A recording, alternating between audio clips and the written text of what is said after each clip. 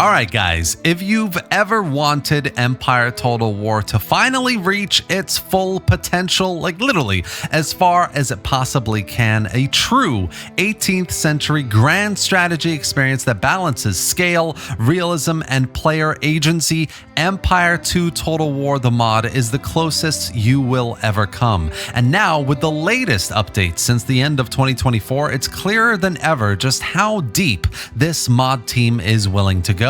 Since the last time I covered it, there have been loads of little patches and updates over the last 6 months, but the overall impact has been massive, from a complete overhaul of Tier 5 army rosters to a sweeping set of changes in campaign diplomacy, tech trees, and AI behavior. It is a true refinement of what was already one of the most ambitious modding projects in the Total War scene. So today, we'll break it all down. First, the campaign, where 1783 now serves as a brand new launching point. Then the battle map, where armies and navies have been carefully rebalanced for clarity and historical realism. And finally, I'll share some thoughts on where Empire 2 is going and why it might be the definitive way to experience Empire Total War in 2025. Now, before we dive straight in, if you don't own Total War Empire, you can pick up the game with a massive 80% off on Instant Gaming, a reputable game key reseller that I've been using for a little while now. They have a great roster of games on sale like Elder Scrolls Oblivion Remastered, Crusader Kings 3 Chapter 4, or even the entire Total War catalog,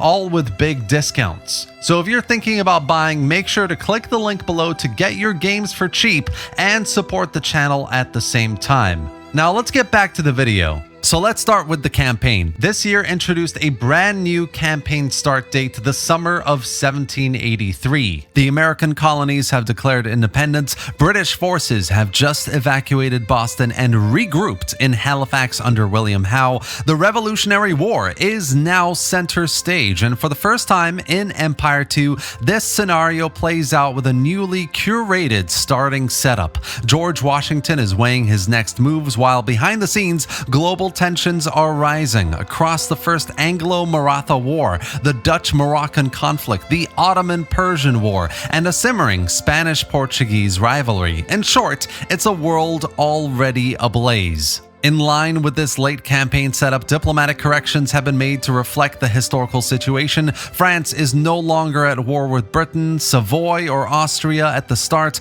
British armies have been repositioned to avoid crashes and give the American theater a more accurate geopolitical backdrop. Loads of changes just like this across the board for this campaign to make sure it's all historically authentic, immersive, and uses the best of what's available in Empire 2 for the player.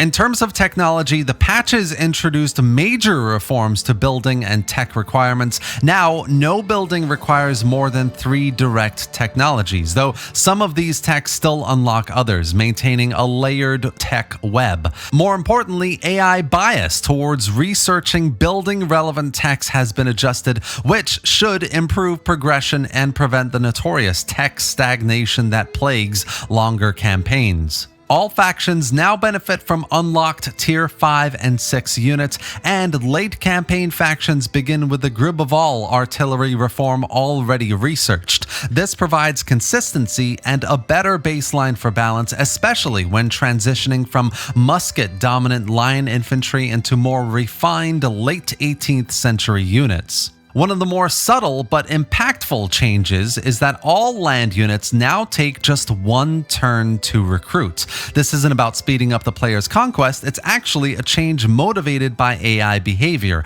The developers observed that the AI actually performs better with faster recruitment cycles, allowing factions to reinforce and repair armies more efficiently, particularly after losing a battle, so should translate hopefully to better paced and more challenging campaigns. Other notable campaign changes include reduced upgrade costs for army buildings and mines while increasing the cost of trade port upgrades after Tier 1, a neat trade-off between economic growth and investment in pacing and, military recruitment. Native American unit costs have been reduced and their unit sizes have been increased, giving these factions more viability in resistance and regional play. Village Rabble has been completely removed as a unit, trimming some fat from early game rosters rosters, and volunteer militia recruitment has been rebalanced across several factions, with certain units now only available in appropriate periods. There are also new or corrected faction descriptions for Afghanistan, Sarkar, Khalsa, and the Mamluks, part of an ongoing effort to flesh out flavor and identity across every playable nation. And finally, a whole host of minor fixes, from properly assigning naval units to removing buggy naval upkeep modifiers, rebalancing prestige building requirements, and even fixing the line infantry doctrine tech name. These are the kinds of details that don't grab headlines but matter deeply in long campaigns and immersion and just making sure things are polished and more refined. Moving over to the battlefield, we've got some very effective changes aimed at realism, balance, and unit role clarity, starting with a full overhaul of Tier 5 rosters for European and European-style factions. These units are now themed around the 1790 to 1800 period, aligning their uniforms with the final decades of the century. Functionally, they're mostly identical to Tier 6 troops, but visually, they now reflect late revolutionary and early Napoleonic fashion, a small but immersive touch. Tier 5 and 6 troops can now be recruited more broadly across Europe, meaning line infantry, light infantry, fusiliers, hussars, and dragoons are all more available and evenly distributed. For artillery, there have been a number of key tweaks as well. Artillery walking speed has been increased. This should help prevent those awkward moments where batteries take an entire battle to reposition. Projectile assignments have been fixed, cleaning up some long-standing inconsistencies. Accuracies are a bit better, and both of these changes should hopefully mean artillery is a much more viable and impactful unit type on the battlefield. Cavalry mechanics have also been refined. Most notably, cavalry units without ranged weapons have had their skirmish ability removed, which in turn allows them to use proper formations like wedge or diamond more consistently, and that clears up confusion and reduces AI micromanagement issues as well during the chaotic, moments of the battles in the game. And in terms of naval gameplay, the recruitment system has been reworked to encourage more meaningful tier progression as well. Stat tweaks have been applied across brigs, sloops, second rates, and third rates, aiming to correct the power curve and differentiate ship roles more clearly. Other key battle-related adjustments include increased experience bonuses across the board, rewarding veteran units more effectively, slight buffs to shock resistance for Nizam Jedid infantry, Scottish levies now have accurate descriptions, and finally, Austrian Grenzers have had their unit type corrected as well. All great polishing and refining of the mod.